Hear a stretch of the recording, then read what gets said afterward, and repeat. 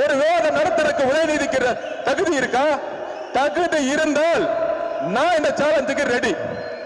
நம்ம அண்ணன் சொன்ன மாதிரி SST Stalin sir tax 30% commission அடிக்க மட்டும்தான் ஸ்டாலின் சார் ஐயா அவருக்கு தெரியும். கரெக்டா அண்ணன் பேச ஆரம்பிக்கிறார். நீங்க வீடியோல பார்த்திருப்பீங்க. 10 ரூபாய் பாலாஜி பேச ஆரம்பிக்கிறார். செருப்பு வந்துருச்சு.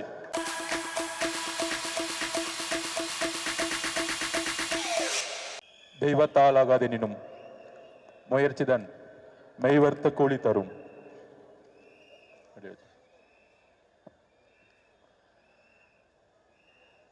கழக மாவட்ட செயலாளர்கள், கழக தோழர்கள், தோழிகள், அண்ணன் பொதுச் செயலாளர் அவர்கள், ட்ரெஷரர் சார், நண்பர் அருண்ராஜ் அவர்கள், ஜேசிடி பிரபாகரன் சார் அவர்கள், எஸ் பாபு அண்ணன், கழக மாநில நிர்வாகிகள் மற்றும் மாவட்ட நிர்வாகிகள் அனைவருக்கும் என்னுடைய வணக்கத்தை தெரிவித்து 2026ஆம் ஆண்டின் தலைவர் நம்மளுடைய முதல்வர் அண்ணன் விஜய் அவர்களுக்கும் வணக்கத்தை தெரிவித்து, நம்மெல்லாம் எவ்வளவு கடினமான சூழ்நிலையில நம்ம இங்க நின்றுட்டு இருக்கோம். இன்னைக்கான போராட்டம் சாதிவாரி கணக்கெடுப்பு ஆய்வு நடத்தணும், சட்டம் ஒழுங்கு சீர்கேடு, அதோடு எஸ்ஓபியை நம்ம அகற்றத்திற்கு உயர்நீதிமன்றத்தில் கேஸ் ஃபைல் பண்ணியிருக்கோம். இந்த 3 விஷயங்களை மக்களுக்கு தெளிவுபடுத்தக்கூடிய ஜனநாயக கடமையும் ஜனநாயக வலியுறுத்தலும் இன்னைக்கு இருக்கக்கூடிய தமிழக அரசியல் சூழ்நிலையில தமிழக வெற்றி கழகத்துக்கு மட்டும்தான் இருக்கு. ஏன் அப்படின்னா, முதல்ல நம்மளுடைய சாதிவாரி கணக்கு பத்தி பேசணும். இன்னும் நிறைய பேத்துக்கு அது புரியல. இதை பத்தி பேசிய தலைவர்கள்லாம் இன்றைக்கு அமைதியா இருக்கிறாங்க. முக்கியமா இந்த சாதிவாரி கணக்கெடுப்பு சமூக நீதி அடிப்படையில் உருவாக்கிய நீதி கட்சி 1921 முதல் முறையா வகுப்புவாரி பிரதிநிதித்துவ ஜீவோவை பாஸ் பண்ணாங்க. சமூகத்தில் இருக்கக்கூடிய விளிம்பு நிலையில் இருக்கக்கூடிய பிற்படுத்தப்பட்ட ஓபிசி இருக்கக்கூடிய எஸ்சி எஸ்டி மக்களுக்கு இடஒதுக்கீடை அமல்படுத்தணும்னு ஒரு போராட்டம் இந்தியாவில் முதல் முறையில் ஒலித்த மாநிலம் தமிழ்நாடு. அங்கிருந்து அதுக்கான ஜீவோவை பாஸ் பண்ணி 1951 உயர்நீதிமன்றம் ஜட்ஜ்மெண்டோடைய வெளிப்பாடுல நமக்கான ரிசர்வேஷன் பாதிக்கப்படும் பொழுது, நமக்கான சமூக நீதி பாதிக்கப்படும் பொழுது, அது தமிழ்நாட்டுக்கு மட்டுமல்ல இந்தியாவுக்குமே கேஸ்ட் ரிசர்வேஷன் பாதிக்கப்படும் என்கின்ற உணர்ந்து அன்றைக்கு தந்தை பெரியார் அவர்களுக்கோ இல்லை ஏன் சிஎன் அண்ணாதுரை அவர்களுக்கோ பேரறிஞர் அண்ணாதுரை அவர்களுக்கோ எந்த அதிகாரமும் கிடையாது 1951. ஆனால் பெரியார் அவர்கள் உருவாக்கக்கூடிய போராட்டம் மூலமாக அரசு, ஒன்றிய அரசு செவி சாய்த்து அன்றைக்கு முதலில் ஃபர்ஸ்ட் அமெண்ட்மெண்ட், அரசியலமைப்புடைய ஃபர்ஸ்ட் அமெண்ட்மெண்டை, அரசியலமைப்புடைய ஃபர்ஸ்ட் திருத்தத்தை உருவாக்கிய மண் நம்மளுடைய தமிழ்நாடு. நம்மளுடைய பெரியார் அவர்களுடைய போராட்டம், அண்ணாதுரையுடைய போராட்டம், இதுதான் தமிழ்நாட்டுடைய வரலாறு. அதற்கப்புறம் 1994 அம்மா ஜெயலலிதா அவர்கள் தமிழகம் முழுவதும், இந்தியா முழுவதும் சாதிவாரி 50% இருக்கணும்னு சட்ட வல்லுநர்களும் உச்ச நீதிமன்றமும் சொல்லும் பொழுது அது அரசியலமைப்புடைய அட்டவணையில கொண்டு போய் தமிழ்நாட்டுக்கு மட்டும் இன்னைக்கு 69% நிலைநிறுத்திய மண் நம்மளுடைய தமிழ்நாடு, இந்தியாவுக்கு முதல் முறையாக. அப்படி நீதி கட்சியில் தொடங்கி, அப்படி 1951 பெரியார் அவர்கள் தொடங்கி 1994 அம்மா ஜெயலலிதா அம்மையார் மூலமாக 69% இடஒதுக்கீடு இந்தியாவிலேயே ஒரே மாநிலம் இன்னைக்கு உறுதிப்படுத்தியிருக்கு. ஆனால் ஏன் சாதிவாரி கணக்கெடுப்பை நம்ம நடத்தணும் அப்படிங்கிறத மக்களுக்கு எளிமையான முறையில் புரிய வைக்கணும். பீகார்ல நிதிஷ்குமார் அவர்கள் சமூக நீதியின் அடிப்படையில் உருவாக்கப்பட்ட மாநிலமான பீகார்ல மண்டல் கமிஷன் அன்னைக்கு உருவாச்சு. மொரார்ஜி தேசாய் காலத்தில் உருவாச்சு. அதை நடைமுறைப்படுத்தினது 1990 விபி சிங் அவர்கள். விபி சிங் அவர்கள் பிற்படுத்தப்பட்ட மக்களுக்கு சாதிவாரி கணக்கெடுப்பு மூலம் 27% இடஒதுக்கீடை அமல்படுத்ததுனால அவருடைய ஆட்சியை கலைச்சாங்க. அதுக்கு எதிர்த்து நின்றது ஒன்றிய பாஜக அரசு. அன்னைக்கு அவங்களுடைய வாபஸ் வாங்கினாங்க. ஒன்றிய பாஜக அரசு இடஒதுக்கீடு எதிராக அவங்களுடைய குரல் இருந்துச்சு. அதனால விபி சிங் அரசு தன்னுடைய பிரதம மந்திரி பதவி போனாலும் இடஒதுக்கீடாக நின்று பிரதம மந்திரி போஸ்டிங்கை வெளியிட்டு உறுதிப்படுத்தினார். இந்த வரலாறு ஏன் சொல்ற அப்படின்னா, இன்றைக்கு இருக்கக்கூடிய திமுக அரசு சமூக நீதின்னு சொல்லக்கூடிய முதலமைச்சர் திரு மு.க. ஸ்டாலின் அவர்கள் பீகார்ல நிதிஷ்குமார் அவர்கள் சமூக நீதியின் அடிப்படையில் கேஸ்ட் ரிசர்வேஷனை நடத்தினார். ஏன் நடத்தினார் அப்படின்னா, அங்கு இருக்கக்கூடிய அனைத்து தரப்பட்ட மக்களும், எஸ்சி மக்கள், எஸ்டி மக்கள், பிசி மக்கள், ஓபிசி மக்கள், எம்பிசி மக்கள், எல்லா மக்களுடைய தற்சமயம் கணக்கு என்ன? 1931 தான் கடைசியில எடுத்த சர்வே, பிரிட்டிஷ்காரங்க எடுத்தாங்க. அப்ப அவர் ஒரு சேலஞ்ச் பண்ணி சமூக நீதி அடிப்படையில் நம்ம ஒரு கணக்கெடுப்பு நடத்தணும். அந்த கணக்கெடுப்பு நடத்தும் பொழுது எந்தெந்த சாதி மக்களுடைய உண்மையான கணக்கெடுப்பு என்ன? அந்த கணக்கெடுப்பை நடத்தி அரசு தன்னுடைய திட்டங்களை எங்கெல்லாம் ஏழ்மையின் விளிம்பு நிலையில் இருக்கக்கூடிய மக்கள் இருக்காங்களோ அங்க கொண்டு போய் சேர்க்கணும்னு நினைச்சவர் தான் நிதிஷ்குமார் அவர்கள். இவர் தான் உண்மையான முதலமைச்சர். அவரை ஃபாலோ பண்ணி நம்மளுடைய பக்கத்து மாநில கர்நாடகாவில் இருக்கக்கூடிய உண்மையான சமூக நீதி காவலர் இருக்கக்கூடிய திரு சீதாராமையா அவர்கள் கணக்காய்வு நடத்தினார். அதுக்கப்புறம் தெலுங்கானா ஒரு புதிய முதலமைச்சர் முதல் முறையில இருக்கிறார் ரேவந்த் ரெட்டி அவர்கள். அவரும் கணக்கெடுப்பை நடத்தி இன்றைக்கு அதுக்கான கமிஷனை போட்டு தன்னுடைய அரசினுடைய திட்டங்கள் சரியாக கரெக்டாக கணக்கெடுப்பு நடத்தி திட்டங்களை அந்த ரிசர்வேஷன் மூலமாக எங்கெல்லாம் ஏழ்மை இருக்கோ, எங்கெல்லாம் வறுமை இருக்கோ, எங்கெல்லாம் தீண்டாமை இருக்கோ அதற்கு எதிராக அரசினுடைய ஒட்டுமொத்த திட்டங்களையும் கொண்டு போய் சேர்த்திருக்கிறார்.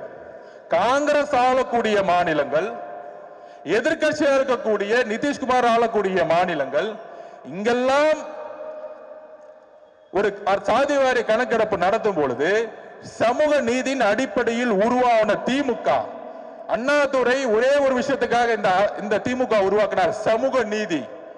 சமூக நீதியின் அடிப்படையில் உருவாக்கின திமுக அதோடைய வழித்தொன்னில் வந்த கலைஞருடைய மகனா இருக்கக்கூடிய திரு மு.க. ஸ்டாலின் அவர்களுக்கு சாதிவாரி கணக்கெடுப்புனால என்னன்னே தெரியல.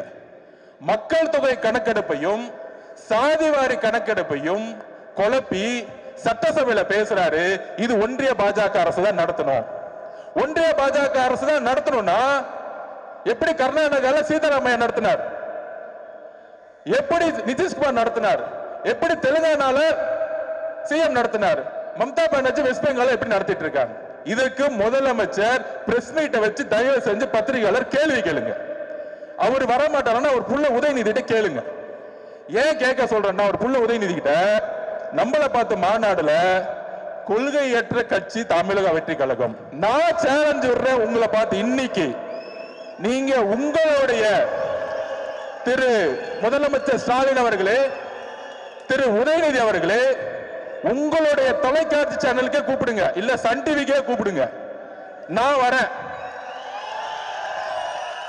உங்களுடைய மகன் அடுத்த முதலமைச்சர் சொல்றீங்களே, உங்களுடைய மகன் சமூக நீதினா என்ன, சாதிவாரி கணக்கெடுப்புனா என்ன, ரெகுமொழி கொள்கைனா என்ன, ஒவ்வொரு கொள்கையும் நாங்க பேசுறோம். நான் தனிப்பட்ட முறையில் வரேன். ஒரு வேலை நடத்துறதுக்கு உதயநிதிக்கு தகுதி இருக்கா? தகுதி இருந்தால் நான் இந்த சேலஞ்சுக்கு ரெடி. இது தமிழக வெற்றி கழகம் சார்பாக ஆதவர்ஜுனோ உதயநிதியும் நாம களத்துக்கு நான் பேசி கொடுக்க ரெடி. அப்படி ரெடி இல்லைன்னா தமிழக வெற்றி கழகத்தை பார்த்து கொள்கை தெரியாத ஒரு கட்சின்னு சொல்லாதீங்க. இன்னையோட பயந்துட்டு வீட்டை விட்டு வெளியே வராதீங்க.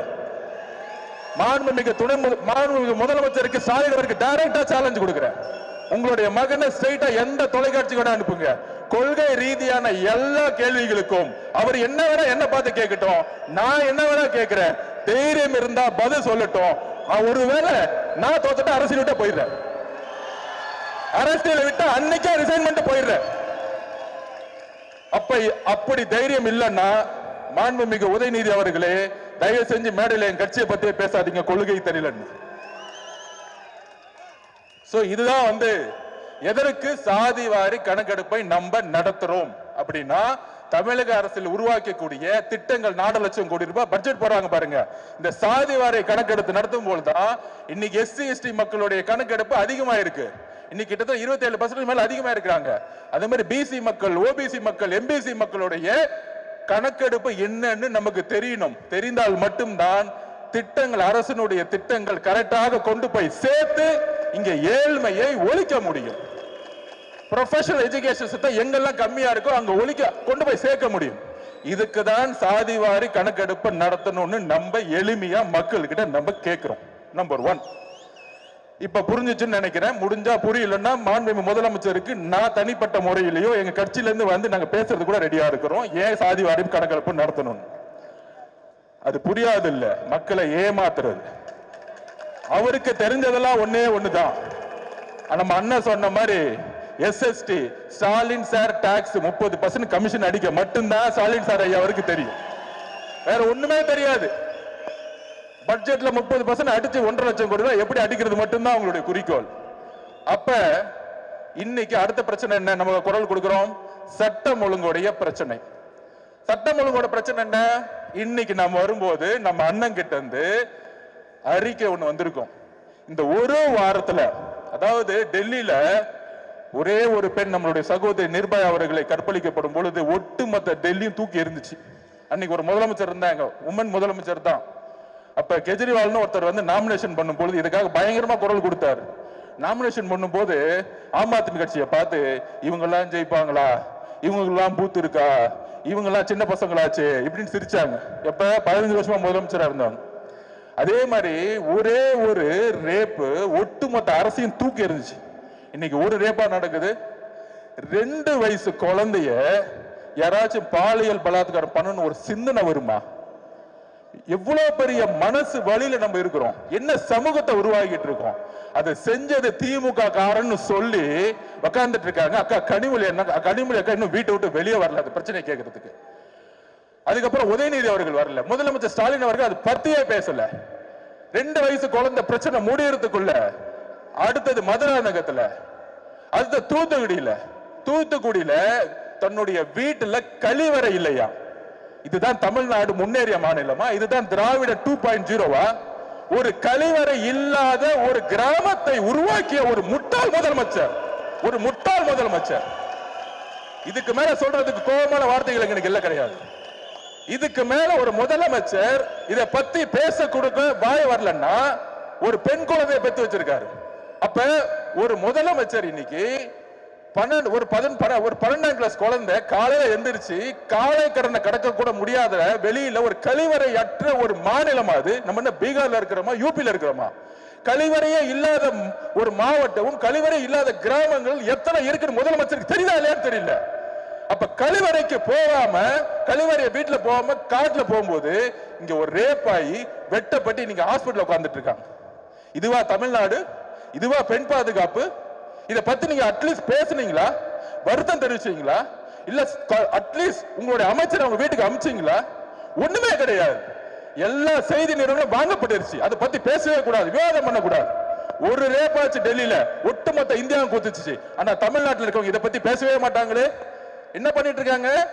கூட்டணி மதிமுகவுடன் 3 கூட்டணி சைன் ஆயிடுச்சு. இதுதான் முதலமைச்சர் அன்னைக்கு ரேப் நடந்து அங்க வெட்டப்பட்டு இருக்காங்க, இங்க கூட்டணி பேசிட்டு இருக்காங்க. நீங்க அரசியல் தேர்தலை பேசுங்க, நாங்கள் மக்கள் பிரச்சனையை பேசி பேசி பேசி பேசி மக்களா போயிட்டு இருக்கோம். நீ 22 கட்சி கூட்டணி உருவாக்கு, 32 கூட்டணி உருவாக்க. ஆனா கூட்டணி கட்சி தலைவர் எல்லாம் கையை கட்டிக்கிட்டு மக்கள் பிரச்சனை பேசாம அமைதியா இருக்காங்க பாத்தியா? அங்கேயே அந்த எல்லா கட்சி தோழர்களும் தோத்துட்டாங்க. நீ 32 கட்சி வச்சுக்கோ, 42 கட்சி வச்சுக்கோங்க, தேர்தல் அரசியல் வெற்றி பெறவே முடியாது. மக்கள் பிரச்சனைகளை பேசாத தலைவர்கள் மக்களால் தூக்கி எறிந்த வரலாறு தான் தமிழ்நாடு.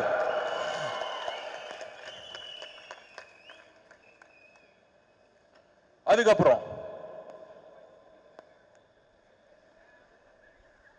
நம்ம சிவகங்கை நாங்குநேரி எதுக்காக அருவாயை எடுத்துட்டு இந்த சினிமா படத்துல வர மாதிரி எங்கெங்கெல்லாம் மக்கள் விளிம்பு நிலை இருக்க மக்கள் இருக்கிற போய் வெட்டுறது, கொல்றது, அது ரீல்ஸ் போடுறது. இதோட அடிப்படை பிரச்சனை என்ன? இதோட அடிப்படை பிரச்சனை ஒண்ணுதான், கஞ்சா, ட்ரக்ஸ். ஏன் 2 வயசு பொண்ணு வந்து கற்பழிக்கப்படுது? ஏன் 14 வயசு கற்பழிக்கப்படுது? ஏன் 12ஆம் கிளாஸ் பொண்ணு ஒரு இயற்கை உபாதைக்கு போகும்போது ஏன் கற்பழிச்சு வெட்டுறாங்க? நாங்க திருப்பி பதிவு பண்றோம் மக்கள் கிட்ட. தமிழ்நாட்டுல ட்ரக்ஸ் சேல்ஸ் அதிகமா போய்கிட்டே இருக்கு. 60,000 கோடி ரூபாய் டாஸ்மாக் சேல்ஸ் இருக்கலாம். அது மிகப்பெரிய ஒரு இந்த கவர்மெண்டோட மிகப்பெரிய பழி. ஆனால் ட்ரக்ஸோட சேல்ஸ் பாத்தீங்கன்னா அளவுக்கு அதிகமா போயிட்டு இருக்கா. அந்த ட்ரக்ஸ் எடுத்தவங்க மெயின் பிரச்சனையே பெண்களை வந்து கற்பழிப்பு பண்றது. அப்ப முதலமைச்சர் கேட்டா முதலமைச்சர் சொல்றாரு, ஒன்றிய பாஜக அரசு இல்லாம கடல் வழியை நம்ம நிப்பாட்ட முடியாது, கடல் வழியா தான் வந்து ட்ரக்ஸ் சேல்ஸ் பண்றாங்க. ஐயா முதலமைச்சர் அவர்கள், ஸ்டாலின் அவர்களே, கடல் வழியா வரலாம், நான் திருப்பியும் பதிவு பண்றதா, ரோடா சேல்ஸ் பண்றது உங்களுடைய கண்ட்ரோல்ல இருக்குன்னு ஏன் இன்னும் புரிய மாட்டேங்குது? உங்களுடைய தெருக்கள் யார் கண்ட்ரோல்ல இருக்கு? உங்களுடைய மாவட்ட செயலாளர்கள், உங்களுடைய அமைச்சர்கள், உங்களுடைய எம்எல்ஏக்கள், உங்களுடைய கவுன்சிலர்கள். உங்களுடைய கவுன்சிலருக்கு தெரியாம ஒரு வீடு கட்ட முடியுமா? ஒரு ரோடு போட முடியுமா? அப்படி எப்படியா கஞ்சா சேல்ஸ் பண்ண நடக்குது தமிழ்நாட்டுல? அதுதான் எங்களுடைய கேள்வி. உங்களுக்கு தெரியாம கஞ்சா சேல்ஸ் நடக்குன்னு சொன்னா தவறு. திமுகவுடைய அமைச்சர்கள், திமுகவுடைய எம்எல்ஏக்கள், திமுகவுடைய கவுன்சிலர்கள் யாருக்கும் தெரியாம தமிழ்நாட்டுல கஞ்சா சேல்ஸ் நடக்கிறது இல்ல. இதுதான் உண்மை. ஒரு இன்ஸ்பெக்டருக்கு தெரியாம கஞ்சா சேல்ஸ் பண்ண முடியாது. ஒரு எஸ்ஐக்கு தெரியாம கஞ்சா சேல்ஸ் பண்ண முடியாது. ஒரு கான்ஸ்டபிள் தெரியாம ஒரு கஞ்சா சேல்ஸ் பண்ண முடியாது. அப்ப இதுக்கெல்லாம் யார் பொறுப்பு? முதலமைச்சராக இருக்கக்கூடிய ஸ்டாலின் சார், நீங்கள் தான் பொறுப்பு. பெண்களுடைய பாதுகாப்புக்கு நீங்கள் தான் பொறுப்பு. ஒரே வாரத்துல 5 ரேப் ஆகுது உங்க கண்ணு முன்னாடி. ஆனா திமுக காரன் ஒருத்தன் அதை பத்தி பேசல. அக்கா கனிமொழி அக்கா பேசல, திமுக அமைச்சர்கள் பேசல, திமுக கவுன்சிலர்கள் பேசல. திசை திருப்புறது. ஏன் திசை திருப்பணும்? யாரு பேசுறா? எங்க அண்ணன் இங்க தலைவர் மட்டும்தான் இங்க பேசிட்டு இருக்கார். இப்ப எஸ்ஓபி வர 3வது மேட்ரு. இந்த மாதிரி பிரச்சனை நடக்கும் பொழுது எந்த தலைவரும் பேசுறது இல்ல. கூட்டணி சொல்றாங்களே, மார்க்சிஸ்ட் கட்சியோட தலைவர்கள் பேச மாட்டாங்க. இந்த வெளிமண்டல மக்களுக்காக போராடி அண்ணன் திருமாவளவன் 90 2000 காலத்துல அவரை பேச்சு பார்த்து நான் வளர்ந்தவன். ஆனா இந்த பிரச்சனைக்கு அண்ணன் பேச மாட்டேங்கிறார். என்னன்னே தெரியல. அண்ணன் என்ன ஆனாருன்னு தெரியல. முதலமைச்சரை பார்த்தவன டக்குன்னு பயப்படுறாரு அண்ணன். எப்படி பார்த்த எங்க அண்ணன் திருமாவளவன் 2000ல. ஆனா இன்னைக்கு மக்களுடைய பிரச்சனைகளை பேசவே மாட்டேங்கிறார். என்னென்ன 6 தொகுதி 8 தொகுதி முக்கியமா? மக்களுடைய வெளிமலை மக்களுடைய பிரச்சனைகள் முக்கியமா? அதை சொல்லுங்க. நான்கு நேரில் வெட்டப்பட்டது யார்? தலித் சகோதரர்கள். மதுராந்தகர் வெட்டப்பட்டது யார்? தலித் சகோதரர்கள். எங்க உங்களுடைய பேச்சு? எங்களுக்கு வலிக்குது. மக்கள் கை வைக்கும் போது எங்களுக்கு வலிக்குது. எங்களுக்கு உணர்வு இருக்கு. 2 வயசு குழந்தையும் 14 வயசு குழந்தையும் 12ஆம் கிளாஸ் பொண்ணும் கற்பழிக்க முடியாது. என்னுடைய தங்கை மேல கை வச்சா என்ன கோவம்? அதே கோவம் தான் எங்களுக்கு வருது. ஆனா உங்களுக்கு ஏன் கோவம் வர மாட்டேங்குது? ஏன் முதலமைச்சர் உங்களுக்கு கோவம் மாட்டேங்குது? நீங்களும் ஒரு பெண் குழந்தையை பெற்றிருக்கீங்க, ஏன் பேச மாட்டேங்கிறீங்க? அட்லீஸ்ட் பேசுங்க. பாதிக்கப்பட்டவங்களை பாருங்க. இனிமேல் நான் இருக்கிற வரைக்கும் இனிமேல் தவறு நடக்க மாட்டேன்னு சொல்லுங்க. அட்லீஸ்ட் மக்கள் உங்களை அட்லீஸ்ட் திருப்பி அவங்க ஓட்டு போடுவாங்க. ஆனா அதை கூட சொல்ல மாட்டேங்கிறீங்களே. ஒரு மனிதாபிமானம் கூட உங்களுக்கு இல்லையே. அதனாலதான் எங்களுக்கு கோபம் வருது. அப்ப இதை கேட்கறதுக்கு எங்களுடைய அண்ணன், எங்க தலைவர் மாவட்ட ரீதியா பயணம் போனார். மாவட்ட ரீதியா பயணம் போடும் பொழுது ஒவ்வொரு மாவட்டத்துடைய எழுச்சிகள் பார்த்து திமுக பயந்துட்டார். அப்ப உடனே செந்தில் பாலாஜிக்கு அஜெண்டா, அங்க ஏதாவது பிரச்சனையை பண்ணி விட்டுரு. கரெக்டா அண்ணன் பேச ஆரம்பிக்கிறாரு. நீங்க வீடியோல பார்த்திருப்பீங்க. 10 ரூபாய் பாலாஜி பேச ஆரம்பிக்கிறார். செருப்பு வந்துருச்சு. எந்த மாவட்டத்திலையும் செருப்பு தூக்கி போட்டதா வரலாறே கிடையாது. ஏன்னா சுத்தில இருக்கக்கூடிய மக்கள் எங்க தலைவரோட அன்பு இல்ல, நம்பிக்கை வச்சிருக்காங்க. அப்ப கரூர்ல மட்டும் எப்படி செருப்பு வந்துச்சு? நேத்து பேட்டி கொடுக்கிறார் செந்தில் பாலாஜி. அது என்ன, ஹாஸ்பிட்டல்ல போனவங்க எல்லாத்தையும் கூப்பிடுவாங்க, என்ன மட்டும் ஏன் கூப்பிடுறாங்கன்னு தெரியல. நீ தான் ஃபர்ஸ்ட் அக்யூஸ்ட். அவ்வளவுதான். செகண்ட் அக்யூஸ்ட் யாரு? அவருக்கு என்ன பயம் வந்துருச்சு? ஏன் மித்தவங்க எல்லாம் கூப்பிடல, மகேஷ் ஏன் கூப்பிடல, என்ன மட்டும் கூப்பிடுங்க? அடுத்தது முதலமைச்சர் வந்தாரு 2 மணிக்கு, அவரையும் கூப்பிடுங்க. அடுத்தது அவருடைய பயம் அப்படி, என்ன மட்டும் கூப்பிடாங்க, எல்லாத்தையும் கூப்பிடுங்க. காலையில புள்ள வந்துச்சு உதயநிதி அவர்கள், அவரையும் கூப்பிடுங்க. அப்ப செந்தில் பாலாஜி ரெடி ஆயிட்டாரு எல்லாத்தையும் மாட்டி விடுறதுக்கு. ஆட்சி மாற்றம் முடியும் பொழுது தமிழக காவல்துறை எங்க அண்ணன் கண்ட்ரோல் வரும் பொழுது நீங்க எல்லாம் கரூர் மட்டும் ஜெயிலுக்கு போவீங்க. இது நடக்குதா இல்லையான்னு மட்டும் பாரு. இப்ப 6 டிஸ்ட்ரிக்ட்ல திருவாரூருக்குள்ள அண்ணன் நுழைகிறார். மக்களை நம்புங்க, எந்த எதிர்கட்சி தலைவரும் திருவாரூருக்குள்ள போவே முடியாது. ஏன்னா கலைஞருடைய மண் அது. 55% ஓட்டு போடுவாங்க. யார் எம்எல்ஏ நின்னாலும் கண்ணை மூடி போடுவாங்க. ஆனால் ஒட்டுமொத்த திருவாரூர், வேணா நான் பஸ்ஸுக்குள்ள இருக்கிறேன், நானே பயந்துட்டேன். ஒட்டுமொத்த திருவாரூர் மண்ல ஒரு 2 கிலோமீட்டர் போறதுக்கு 4 மணி நேரம் ஆச்சு அண்ணன் போறதுக்கு. இதுக்கு தான் பயம், இதுக்கு தான் கரூர். அப்ப கரூர்ல பிரச்சனை நடத்தி என்ன பண்ணாங்க, அவர் ஒரு கொலை குற்றவாளியில மாட்டவரதுக்கு வேலையை பண்ணிட்டாங்க. அண்ணன் எமோஷனல் ஆனது, ஆல்ரெடி மக்களுடைய இறப்பு. இந்த பிரச்சனை எல்லாம் பண்ண அரசியல் விட்டு போயிடுவாரு, பிரஷர் கொடுத்தா அரசியல் விட்டு போயிடுவார். நாம் அதெல்லாம் கடந்து, வழியெல்லாம் கடந்து அழுது ஒரு 50 நாள் சட்ட போராட்டங்கள்லாம் முடிச்சு, ஒருவேளை திமுக போட்டாங்க ஹைகோர்ட்ல எஸ்ஐடி போட்டாங்களே, உடனே ஒரு ஆபீசரை போட்டு அப்பாயின்மெண்ட் பண்ணாங்களே, ஒருவேளை தமிழக அரசு இது என்கொயரி பண்ணிருந்தா நான் முதற்கொண்ட அருண்ராஜ் முதற்கொண்டு திரு அண்ணன் நம்ம ஆனந்த முதற்கொண்டு இன்னைக்கு வரைக்கும் ஜெயில தான் இருந்திருப்போம். எல்லா கொலை பண்ணி நம்ம மேல போட்டிருப்பாங்க. இதுதான் திமுகவுடைய சூழ்ச்சி. அப்ப இதை பண்ணாங்க, சுப்ரீம் கோர்ட் ஜட்ஜ்மெண்ட் ஆகி நம்ம என்கொயரி பக்கம் போயிட்டு இருக்கோம். திருப்பி அண்ணன் ஆரம்பிச்சிட்டாரு பிரச்சாரத்துக்கு போலான்னு கிளம்பலான்னு. அப்போ ஒரு எஸ்ஓபி போட்டாங்க, நம்ம கோர்ட்டுக்கு நம்ம தான் போகணும், எல்லா கட்சிகளுக்கும் சரிசமமான ஒரு சட்டத்தை உருவாக்கணும், பர்மிஷன் கேட்டா எங்களுக்கு மட்டும் 30 நாள் ஆகுதுன்னு. கேஸ் நம்ம தானே போட்டோம், நம்மளை கூப்பிட்டுருக்கணும்ல. ஆனா நம்மளை கூப்பிடவே இல்லை. ஏன்னா நம்ம புது கட்சியா, கேஸ் போட்டது நம்ம தான் போய் முறையிடுறோம் கோர்ட்ல. கோர்ட் சொல்லுது எல்லா கட்சியும் கூப்பிடுங்கன்னு, ஆனா நம்மள கூப்பிடல. இந்த உண்மையை தெரிஞ்சுக்கணும். உடனே எஸ்ஓபி போட்டாங்க. அந்த எஸ்ஓபி பேர் என்ன தெரியுங்களா? சொல்லுங்க நீங்க. Stalin operating system. ஸ்டாண்டர்ட் கிடையாது, அது ஸ்டாலின் சார் அவரோட பேர்லயே போட்டுக்கிட்டாரு. என்ன போட்டுக்கிட்டாரு, அவரு மட்டும் அவர் பையனை வச்சு எத்தனை இளைஞர் மாநாடு வேணா போட்டுக்கலாம், வாரத்துக்கு ஒரு மாநாடு போலாம். ஆனா நம்ம ஒரு மாநாடு போறதா இருந்தா ஒரு 100 கொஸ்டின் வரும். அந்த கொஸ்டின் நிரப்புறதுக்குள்ள 15 நாள் ஆயிடும். நம்ம தலைவர் வெளியே ரோட்ல இங்க வந்தா 50,000 பேர் கூடுவாங்க. கூடும் பொழுது காவல்துறை ரோட சரியா ரெகுலைஸ் பண்ணலன்னா திருப்பி மக்களுக்கு ஸ்டாம்பேட் ஆகிறதுக்கான ப்ராப்ளம் இருக்கும். அதனாலதான் நம்ம தலைவர் ஒவ்வொரு இடத்துக்கு வரத்துக்கு யோசிச்சுட்டே இருக்கிறாரு. அவர் வெளியே வரதுக்காக யோசிக்கல தம்பி, மக்களுடைய பாதுகாப்புக்காக தான் அமைதியா உட்கார்ந்துட்டு இருக்காரு. ரொம்ப தெளிவா நான் பதிவு பண்றேன். அவர் நடக்க ஆரம்பிச்சிட்டாருன்னா 1 லட்சம் பேர் வருவாங்க. அப்ப மக்கள் பாதுகாப்பு காவல்துறையிட்ட இருக்கு. காவல்துறை எதுவுமே செய்யறது இல்ல. அப்ப திருப்பி அவர் ஸ்டாம்பேட் ஆகி திருப்பி அவர் மேல கொலை பண்ணும். இதுக்காக தான் எஸ்ஓபி. அப்பதான் முடிவு பண்ணோம், ஒவ்வொரு ஊரும் 15 கிலோமீட்டர் தள்ளி காட்டுல நிர்வாகிகள் மீட்டிங் வெறும் 5000 பேர் வச்சு அண்ணனை இன்னைக்கு பிரச்சாரம் பண்ணிட்டு இருக்கோம். இப்ப இந்த திமுகவுடைய சூழ்ச்சி உங்களுக்கு தெரியுதா? எதனால நம்ம பிரச்சாரம் பண்ண முடியலன்னு. இன்னைக்கு கூட அண்ணன் தூத்துக்குடி போனோம், மதுராந்தக போகணும்னு துடிக்கிறார். இந்த ரேப்ப கேள்விப்பட்டேன். ஆனால் அங்க காவல்துறைக்கு ரீச் பண்ணா யாரும் பதில் கிடையாது. அந்த சின்ன வீட்டுக்குள்ள போகும்போது 20,000 பேர் சுத்தி வந்தா யாரு பதில் சொல்லுவா திருப்பியும்? அப்ப என்னைக்கு நியூட்ரல் ஆகும்னா தேர்தல் கமிஷனுடைய நோட்டிபிகேஷன் வரும் பொழுது. அப்ப எல்லா கட்சிகளும் ரோட பிரச்சாரம் போலாம். அன்னைக்கு பிரச்சாரத்தை ஆரம்பிச்சார்னா தமிழகம் எம்ஜிஆருக்கு அப்புறம் உருவாக்காத பிரச்சாரத்தை தமிழக விஜய் அவர்கள் உருவாக்குவார். இது நடக்குதா இல்லைன்னு மட்டும் பாருங்க.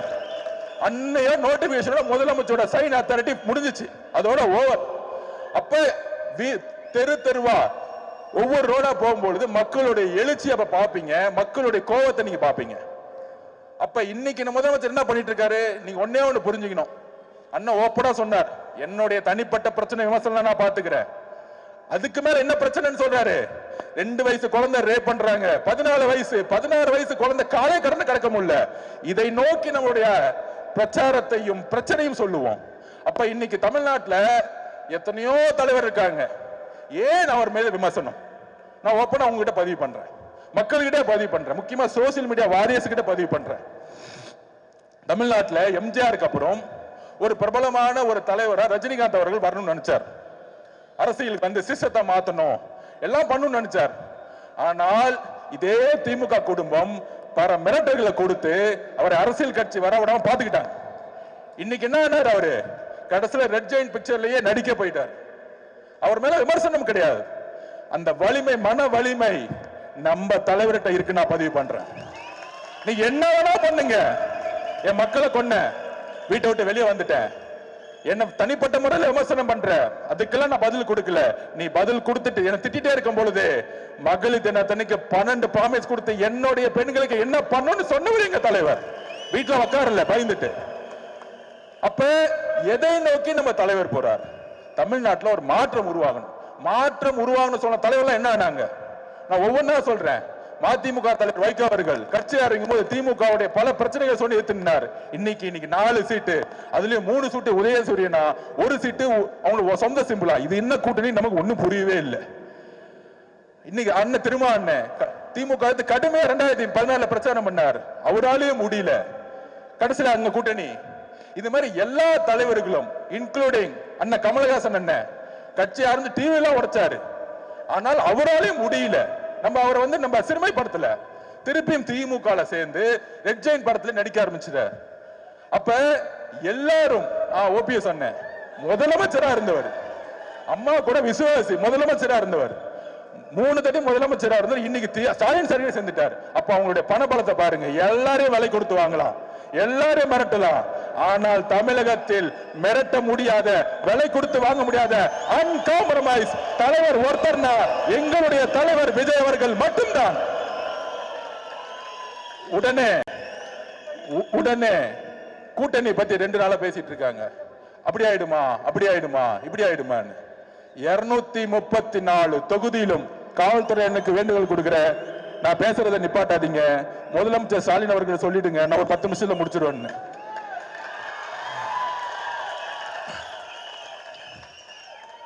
கவலைப்படாதீங்க, பாத்துக்குவோம். இன்னும் 60 நாள் காவல்துறை நம்ம பக்கம் வந்துடும்.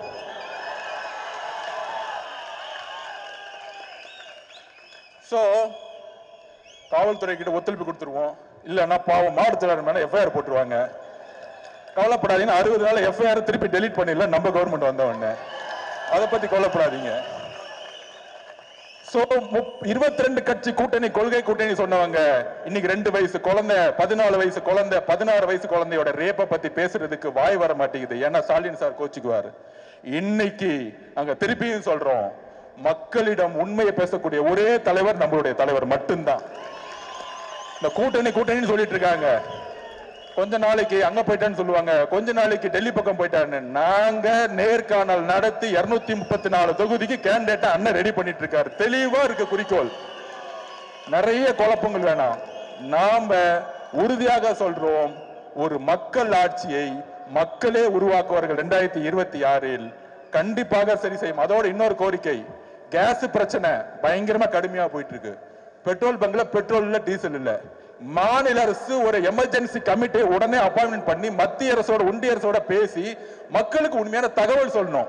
இன்னும் 15 நாள்ல கேஸ் கிடைக்காது, இன்னும் 10 நாள்ல பெட்ரோல் கிடைக்காது, டீசல் கிடைக்காதுன்னு சொல்லணும். சொன்னாதான் அடுத்த கட்டத்துல குடும்பத்துல இருக்கவங்க அடுத்த என்னன்னு செய்யணும். ஒண்ணுமே சொல்லாம சும்மா எங்கேயாச்சும் டூர் போய்கிட்டு நாங்க ரோட்ல நிக்கக்கூடிய அவல நிலையை திமுக அரசு உருவாக்காதீங்கன்னு சொல்லி, தயவு செய்து இன்னும் ஒரு வாரம் தான் மாண்புமிகு முதலமைச்சர் அவர்களே, தூக்கத்திலிருந்து வெளியே வாங்க. உங்க ஆட்சியை நாங்க வெளியே அனுப்புறதுக்கு நாங்க எல்லாம் ரெடி ஆயிட்டோம். நன்றி, வணக்கம்.